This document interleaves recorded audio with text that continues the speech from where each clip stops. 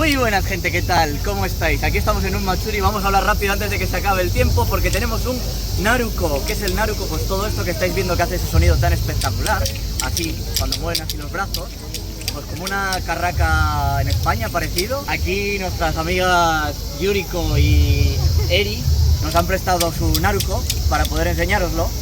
Y bueno, ahora vais a ver una muestra de lo que son los bailes tradicionales de los Matsuris y demás. Así que venga, no me doy más la turra y os dejo con los vídeos.